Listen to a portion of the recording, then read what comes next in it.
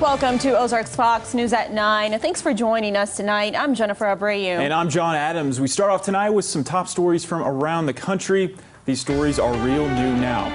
President Trump issued an emergency grounding of all Boeing 737 MAX 8 and MAX 9 aircrafts in the wake of the Ethiopian airliner tragedy that killed 157 people. Trump said Boeing has to figure out what, if anything, is wrong with those planes. How this is impacting local travelers coming up later in the newscast. President Trump's former campaign manager was given an additional 43 months in federal prison today. Paul Manafort will now serve over 7 years in total for financial fraud and witness tampering. Just moments after that sentencing, a grand jury charged Manafort with mortgage fraud and numerous other state crimes. And a monster winter storm considered a bomb cyclone is covering about 1.5 million miles from the Canadian to the Mexican border. Denver is under a blizzard warning. All runways are closed at the airport due to extremely low visibility. The pressure has dropped to the equivalent of a Category 2 hurricane. Wind gusts have reached as high as 80 miles per hour. New at 9, it's been called a legal gray area, but the law in Missouri when it comes to medical marijuana is still, according to attorneys, black and white. Earlier this week, Bolivar police searched through the bags of a cancer patient named Nolan Sousley, looking for marijuana after reports the drug could be smelled outside his hospital room. But amid the chaos of the video, here's one statement that we have yet to clear up. Yeah, everybody starts. Ray was yelling at everybody, but paperwork.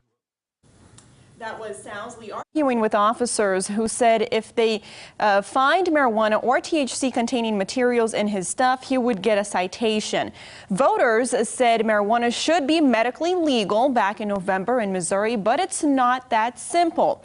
Chip Shepard, a lawyer in Springfield and an advocate for the use of medical marijuana, says voter approval is just the beginning of the legalization process. You're not going to have any legal marijuana until you have marijuana in the dispensary. The home grow people can get their clones or their starts from the dispensary, or the people that have a patient card can get their marijuana from the dispensary. But until the dispensaries are open, it's still illegal. Now, this legal gray area is also what Springfield police have said is leading to more marijuana possessions. Chief Paul Williams has said his officers have recently pulled over a number of people in possession of marijuana, each claiming they are now in legal possession, which is not the case. Well, happening now around America, the type of planes involved in the deadly Ethiopian crash are grounded tonight. That plane is the Boeing 737 MAX 8, the one you see right here behind us in this screen. Our Francis Lynn went to the Springfield-Branson National Airport today trying to find out how this will impact travelers in the Ozarks. Francis, what did you find out? Jen and John, today the U.S. joined countries around the world in grounding those airplanes.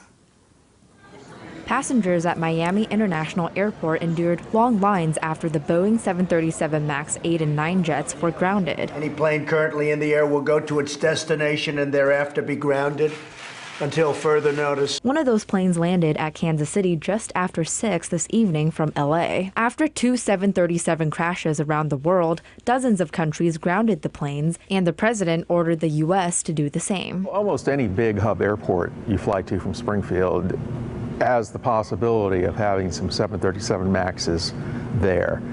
That being said, I have to stress, at this point, that aircraft is so new, there are really very few in service. It's about 1% of the total U.S. fleet. So the chances that somebody's going to end up on one after flying from Springfield is pretty low. Kent Boyd with the Springfield Airport told me the top 5 destinations people fly to from Springfield are Tampa, Dallas, LA, Orlando, and Vegas. Many of those are vacation destinations, especially Orlando and Tampa. So a lot of people flying from Springfield nonstop on Allegiant go there for vacation. They're not going to encounter any 737s at, let's say, the Fort Walton Beach Airport. People I spoke to say they think it's a good idea to ground planes that's been having trouble around the world. Passengers at Atlanta's Hartsfield-Jackson International Airport agree. If we had a problem, that'd be different. I'm here. We'll deal with that issue. And if that's what the president wants to do, then that's what we'll do. It didn't bother me. I figured it's an hour flight, we'll get up here, but I do know that the FAA was looking into the concerns. The Federal Aviation Administration is following President Trump's order. The FAA says those planes will remain grounded until more information is released from the investigation. And Boeing also released a statement today saying they agreed to the temporary suspension of those planes, but the company still has, quote, full confidence in the safety of the 737 MAX. We have some new information for you now. A former Lebanon middle school teacher was sentenced in federal court today for receiving and distributing child pornography. 26-year-old Brandon Heilman was sentenced to 8 years in federal prison without parole. Heilman was a former math teacher at the Joel E. Barber Junior High School. He admitted he received child pornography over the internet in 2017. Heilman told investigators he began viewing child porn when he was a teenager. An escaped inmate from mid-Missouri was spotted in eastern Oklahoma after officials received a call that a woman was kidnapped and held at gunpoint. Police say this man, Travis Davis, forced a woman to drive a car, and when they stopped at a gas station, Davis fell asleep and the woman went to get help. Davis tried to flee but was eventually caught, and that's when officers found out he was an escaped inmate and arrested him. But wait, there is more to the story. As officers were interviewing the woman, David got out of his handcuffs and got into the driver's seat of the officer's patrol car. Police pursued Davis for about 2 miles before he crashed and ran off on foot. Oklahoma authorities are still searching for Davis right now and are warning people in that area to keep their doors locked. A busy day for officers there today. In political coverage now, Missouri lawmakers want to waive penalties for taxpayers who paid their bills late this year because of confusion over withholdings. But the legislator likely won't be able to pass a bill before the tax season ends. Representative Dean Dorman sponsored the bill and says it's a work in progress. I think the consensus here is no taxpayer should pay for these things that are definitely out of the norm and something that we've not dealt with in anybody's recent memory. Dorman says he plans to amend that bill to apply only to individuals and not corporations because of concerns that they won't pass it on time. Lawmakers also discuss creating a refund system.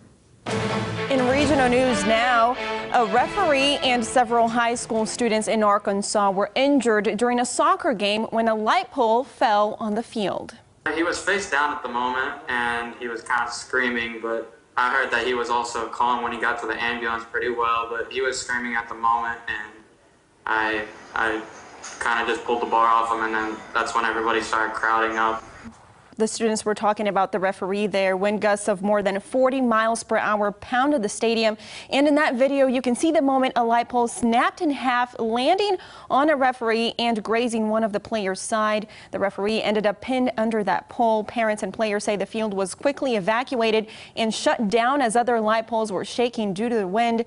The students say the referee had to go through surgery. The school district is now evaluating the safety of other light poles on that field. Scary story. Well, the Kansas City Chiefs made a roster move today, releasing veteran safety and fan favorite Eric Berry. Berry played 9 seasons for the Chiefs, but was hampered with injuries the last few years. Berry was the Chiefs' first-round draft pick in 2010 out of Tennessee. He played in the Pro Bowl 5 times. Berry beat Hodgkin's lymphoma cancer in 2014 and won the AP Comeback Player of the Year in 2015 the next year. The veteran tore his Achilles tendon for the first game of the 2017 season and didn't play much of 2018 because of a heel injury. This actually adds to the list of defensive players the Chiefs have released this week. They also released Justin Houston. Dee Ford was traded, and Mitch Morse became a free agent and is now playing with the Bills. Moving on over to weather now, Jamie. A windy day today. Will this wind continue tomorrow? Yeah, hold on to your hats kind of weather through tomorrow. And then after that, we've really got a beautiful stretch of weather that's going to time itself out to arrive just in time for the weekend. I'll have more on that coming up after the break.